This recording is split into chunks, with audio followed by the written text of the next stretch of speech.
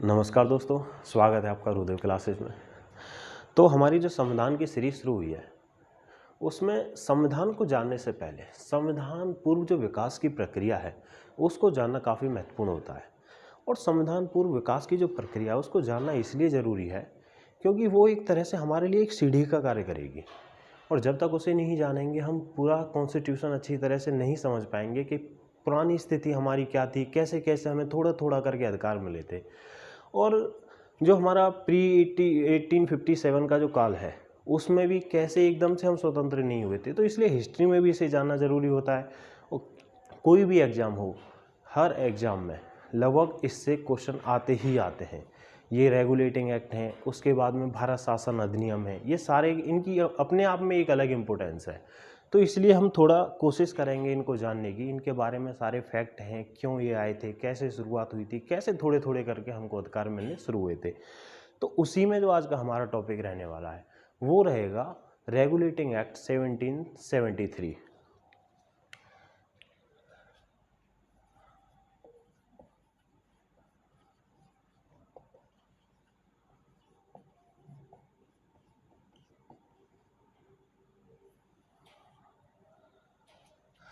Regulating act 1773 में जो पहला टॉपिक है जिसे हम जानने की कोशिश करेंगे वो रहेगा इसकी इंपोर्टेंस क्यों है, ये हमारे लिए महत्वपूर्ण आखिर क्यों है, क्यों हमको रेगुलेटिंग एक्ट 1773 पढ़ना है। तो इसमें सबसे पहला जो मोस्टली हम लगभग ज़्यादातर इसको जानते होंगे कि इसकी जो महत्व है वो इसलिए है क्योंकि इसमें पहली बार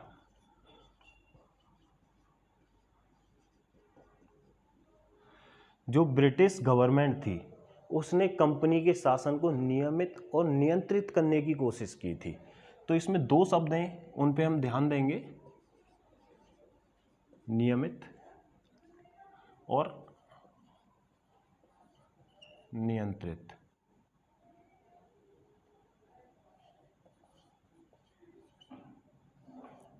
अब ये दो वर्ड हैं, नियमित और नियंत्रित। आखिर ब्रिटिश गवर्नमेंट को क्या ज़रूरत पड़ी कि कंपनी के कार्य क्षेत्र में या उसके कार्यों में वो अपना अड़ंगा डाले, वो अपने पैर फंसाए, उसको रेगुलेट करे कि कंपनी कैसे चलानी है, कैसे आपको कंपनी का शासन चलाना है, कैसे आपको व्यापार करना है, कैसे आपका बोर्ड ऑफ डायरेक्टर रहेगा, कौन आपको कंट्रोल करेगा। ये ज़रूरत आखिर एक सरकार को क्यों पड़ी है कंपनी को रेगुलेट करने के लिए, जबकि ब्रिटेन पूरी तरह से पूंजीवादी देश है। वहाँ पे आपको पूरी स्वतंत्रता है व्यापार करने की, सरकार आपकी सहायता करती है, ना कि आप पर दबाव बनाती है। लेकिन क्या था, ये इतना भी आसान नहीं है। जो कंपनी थी उस पर ब्रिटिश सरकार ने थोड़ा पहले से ही अपनी मोनोपोली स्थापित कर दी थी। रीज़न ये था कि जो कंपनी थी बहुत बड़ा अपने आप में एक आर्थिक ताकत बन चुकी थी। और इसी वजह से जो कंपनी थी वो पहले ही ब्रिटिश गवर्नमेंट को उसकी मोनोपोली को मानने के लिए हर साल 4 लाख यूरो, अब इसमें कुछ फैक्ट हैं ये आपको ध्यान रखने पड़ेंगे, 4 लाख यूरो हर साल पे करती थी, ताकि ये रहे कि हाँ भाई आप सरकार हो, हम आपके अंडर हैं। अब ये चीज़ बहुत ज़रूरी हो जाती है। लेकिन क्या हुआ कि थोड़ा टाइम में 1768 के आसपास अमेरिका में टी क्राइसिस हुआ। वहाँ पर जो डच थे उन्होंने लगभग चाय के व्यापार के 90% पर अवैध रूप से कंपनी से कब्जा कर लिया। अब वहाँ पर कंपनी को काफ़ी घाटा जा रहा था। दूसरी तरफ भारत में भी प्लासी का युद्ध हुआ, उसके बाद में बक्सर का युद्ध हुआ। अब और भी कंपनी छोटे मोटे जो युद्ध वगैरह करती रहती थी लगातार, कभी किसी नवाब से जूझ रही है, कभी कहीं पर उसको कोई दिक्कत आ रही है, इस वजह से।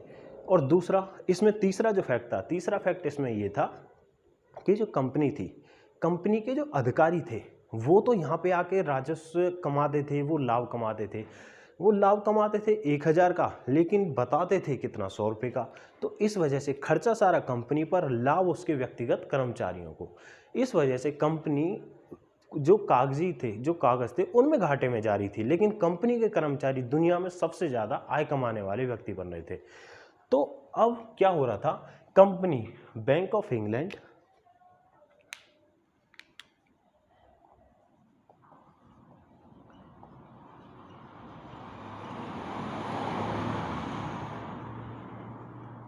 ये ध्यान रखना, बैंक ऑफ इंग्लैंड और ब्रिटिश गवर्नमेंट इन दोनों के ही कर्ज तले दब गई।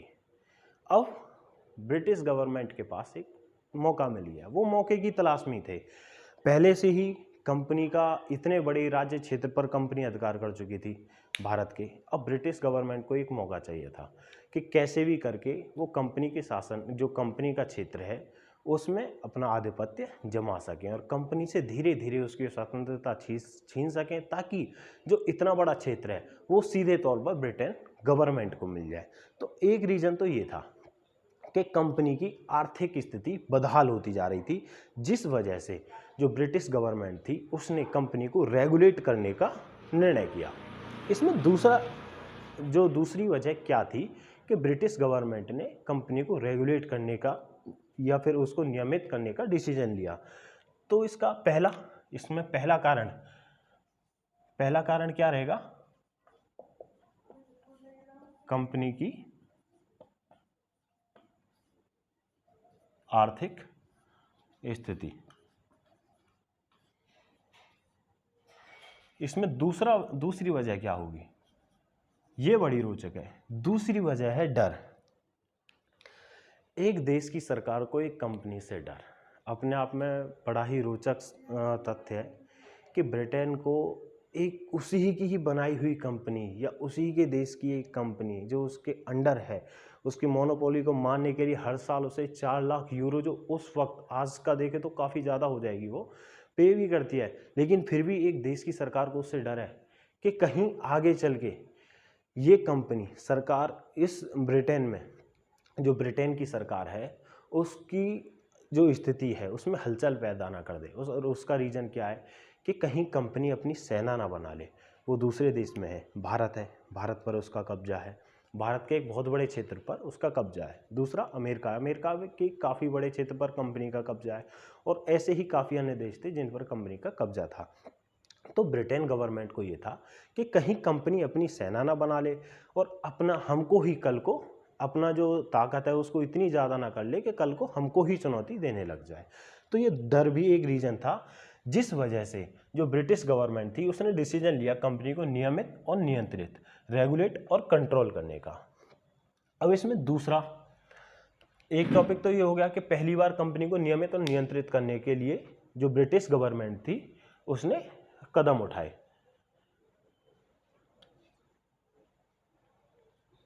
अब इसमें दूसरी वजह क्या होगी? इसमें दूसरी वजह है केंद्रीय प्रशासन की नींव रखी। केंद्रीय प्रशासन की नींव रखी। केंद्रीय प्रशासन की नींव मतलब क्या भारत में इससे पहले कोई केंद्रीय प्रशासन नहीं था? जी नहीं।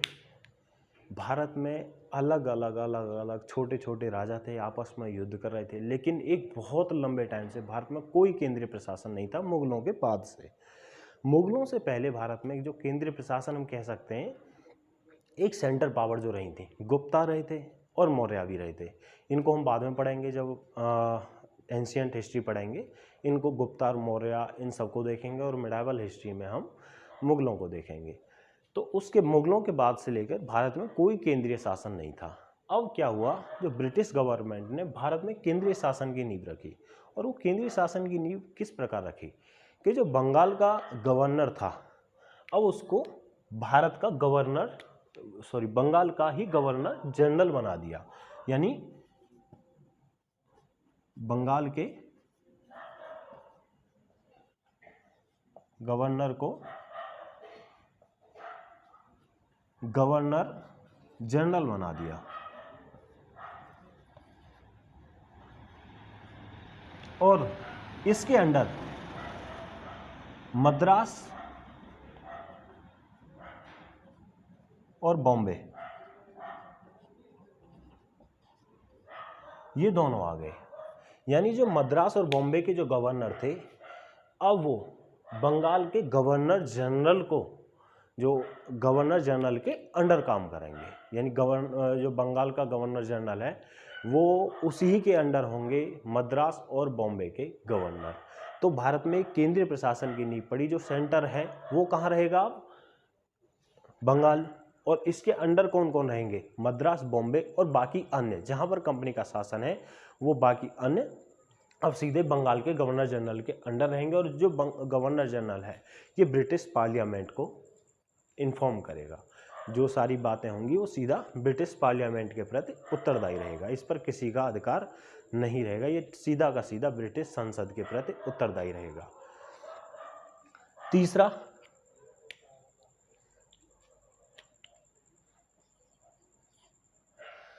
भारत में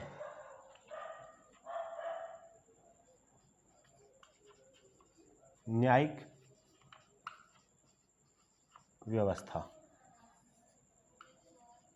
की नींव। न्यायिक व्यवस्था की नींव में मतलब ऐसा नहीं है कि भारत में इससे पहले कोई न्यायिक व्यवस्था नहीं थी। नवाबों का अपना न्याय व्यवस्था थी वो नवाबों की थी। धार्मिक व्यवस्था थी, हिंदुओं के लिए अलग न्याय कोड थे, मुस्लिमों के लिए अलग थे, और हर उसमें कोई पारदर्शिता इतनी ज़्यादा अच्छी नहीं थी न्याय को लेकर। लेकिन इसमें क्या हुआ कि एक सुप्रीम कोर्ट की स्थापना का प्रावधान किया गया, और इसी की वजह से 1774 में फोर्ट विलियम, ये आपको याद रखने की ज़रूरत है, फोर्ट विलियम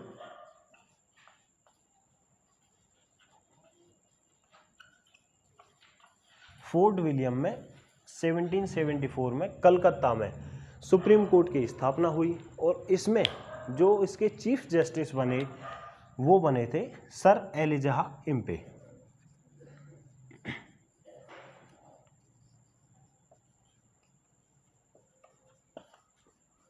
ये चीफ जस्टिस बने थे। 1774 में सुप्रीम कोर्ट की स्थापना फोर्ट विलियम कलकत्ता में हुई थी। तो आप पहले इसको नोट कर लीजिए, इसको रफ कर देते हैं, फिर इसके बाद में आगे देखते हैं।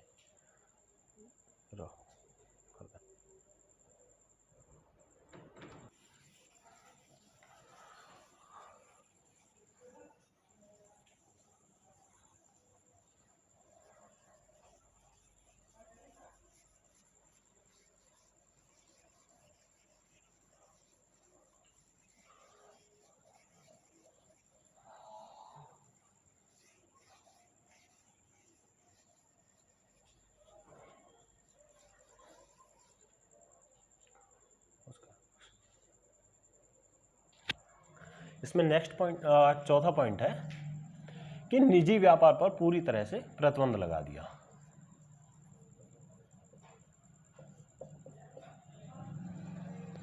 क्या होता था, जो कंपनी के गुमास्ते थे, कंपनी के कर्मचारी थे, वो आते थे कंपनी के थ्रू, उनका खर्चा भाड़ा सारा कंपनी उठाती थी। यहाँ पर उनका सारा खर्चा कंपनी, और उनका जो मतलब व्यापार था वो करते कंपनी के थे, लेकिन उसमें अपना निजी व्यापार करते थे। मान के चलो कंपनी की ओर से कुछ सेल परचेज कर रहे हैं, उसमें फिर वो अपना फ़ायदा ज़्यादा करते थे। 1000 रुपये की मुनाफा हुआ है, कंपनी को दिखाएंगे 100 रुपये का मुनाफा, बाकी 900 रुपये अपने पास। और इसी वजह से कहा गया है कि, और ये तथ्य है कि भारत दुनिया में अगर उस वक्त सबसे ज़्यादा अगर सैलरी किसी को मिलती थी तो वो कंपनी के कर्मचारियों को भारत में मिलती थी। इससे ज़्यादा सैलरी दुनिया में कहीं नहीं थी। इसी वजह से अब कंपनी के कार्यों को रेगुलेट करने के लिए भी इसमें कदम उठाया गया, और किसी भी निजी व्यापार, उपहार इत्यादि पर पूरी तरह से बैन लगा दिया गया कि आप ना तो भारत में कोई अपना निजी व्यापार कर सकते, आप कंपनी के थ्रू जा रहे हो, कंपनी की ओर से व्यापार करोगे, उससे अलग कोई व्यापार नहीं करोगे। भारत के लोगों से आप कोई उपहार भी नहीं ले सकते। उपहार मतलब जैसे लॉर्ड क्लाइव ने जब प्लासी का युद्ध हुआ, बक्सर का युद्ध हुआ, तो नाव भर भर के इतने उन्होंने सोने चांदी के उपहार मिले थे उन्हें, जिसे जब हम प्लासी का युद्ध और बक्सर का युद्ध जब पढ़ेंगे तो वो सब पूरे विस्तार से उसे देखेंगे।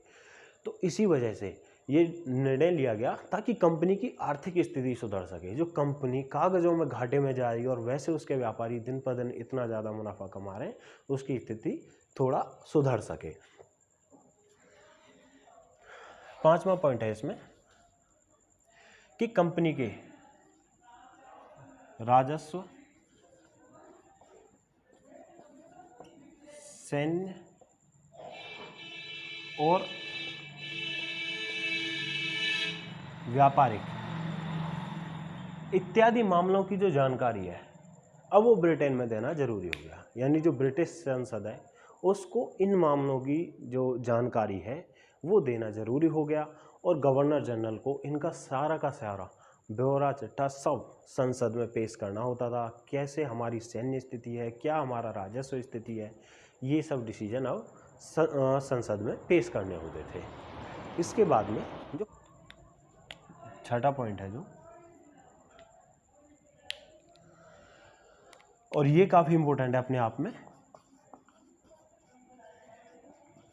Court of directors.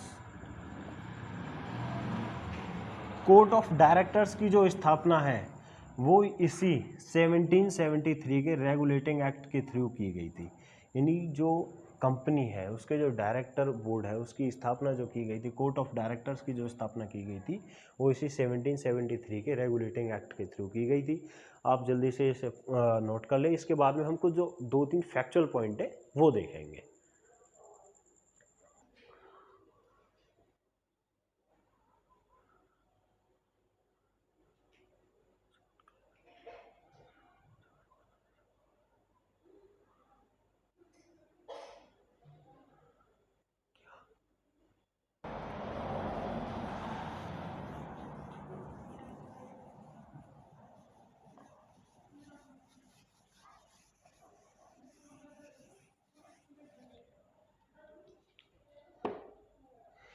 साथ ही इसमें गवर्नर जनरल के लिए एक 4 सदस्य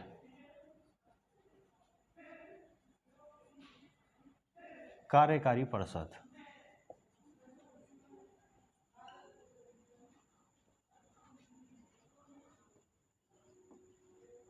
की भी स्थापना की गई।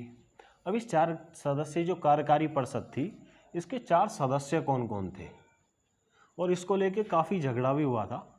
एक थे इसके क्लेवरिंग,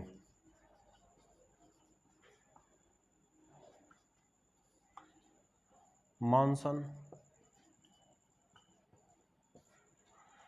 बोरवेल,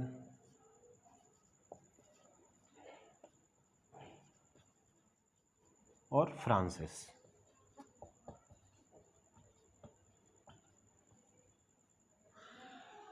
इसमें यह व्यवस्था की गई थी जो सारे डिसीजन है वो बहुमत के आधार पर लिए जाएंगे, और गवर्नर जनरल केवल टाई होने की स्थिति में ही अपना निर्णायक मत दे सकता है। लेकिन क्या हुआ कि इन्होंने अपना एक संगठन सा बना लिया इन चारों ने, जिसमें से 3 एक साइड हो गए। अब इस 3 एक साइड होने पे क्या हुआ कि जो डिसीजन है, कोई भी डिसीजन है बहुमत के आधार पर डिसीजन होगा, तो सारे के सारे डिसीजन ये ले रहे थे, गवर्नर जनरल कुछ नहीं कर पा रहा था। और इसी की वजह से स्थिति ये आ गई कि जो गवर्नर जनरल और फ्रांसिस के बीच में आपस में गोलीबारी होने तक की भी स्थिति आ गई थी। आपस में इनके बीच में गोली भी चल गई थी। अच्छा, पहला गवर्नर जनरल कौन बना था इसमें को? तो पहला गवर्नर जनरल बना था वॉरेन हेस्टिंग्स, जो बंगाल का पहला गवर्नर जनरल। इसमें ध्यान रखना है, ये भारत का पहला गवर्नर जनरल नहीं है, ये बंगाल का पहला गवर्नर जनरल है, क्योंकि बंगाल के ही गवर्नर को बंगाल का गवर्नर जनरल बनाया गया था। तो वॉरेन हेस्टिंग को ही बंगाल का गवर्नर जनरल बनाया गया। ये पहले गवर्नर जनरल बने। इनकी सहायता के लिए 4 सदस्यीय कार्यकारी परिषद की स्थापना की गई थी। इस 4 सदस्यीय कार्यकारी परिषद में जो 4 मेंबर थे वो क्लेवरिंग, मॉनसन, बोरवेल और फ्रांसिस थे। वॉरेन हेस्टिंग और फ्रांसिस के बीच में मतभेद इतने ज़्यादा हो गए कि इनके बीच में आपस में गोलीबारी भी हो गई थी, जिसमें फ्रांसिस घायल भी हो गए थे और वापस इन्हें लंदन जाना पड़ा। और इनके लौटने के बाद में, क्योंकि ये 3 रह गए, ये 4 बहुमत के आधार पर डिसीजन लिए जाएंगे, और जो अगर टाई हो रहा है निर्णय तो उसमें वॉरेन हेस्टिंग का जो वोट है वो फाइनल होगा, वो निर्णायक होगा। तो एक इनकी साइड वॉरेन हेस्टिंग की साइड हो गया डिसीजन। अगर 2-2 से भी हो रहे हैं तो भी फिर इनका फाइनल डिसीजन इनके हाथ में था। तो उसके बाद में वॉरेन हेस्टिंग पूरी तरह से स्वतंत्र हो गए कार्य करने के लिए। अच्छा, इसको इंट्रोड्यूस किसने किया था? जो 1773 का रेगुलेटिंग एक्ट था, इसको इंट्रोड्यूस किसने किया था और कब किया था? तो इसको इंट्रोड्यूस किया था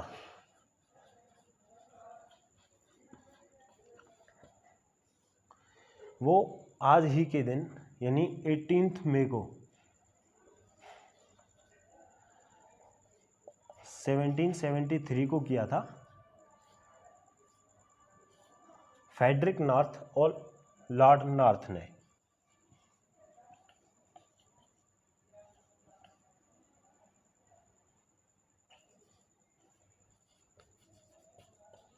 नॉर्थ एवं लॉर्ड नॉर्थ ने, यानी इस एक्ट को लाए कौन थे? इस एक्ट को लाए थे फ्रेडरिक नॉर्थ और लॉर्ड नॉर्थ 18 मई 1773 को। तो उम्मीद करता हूँ दोस्तों 1773 के रेगुलेटिंग एक्ट को लेके जितने भी क्वेश्चन हैं या जितने भी डाउट हैं इससे आपके क्लियर हो गए होंगे। अगर इसके बाद भी आपका कोई भी सवाल है तो आप हमको कमेंट करके बता सकते हैं। धन्यवाद दोस्तों।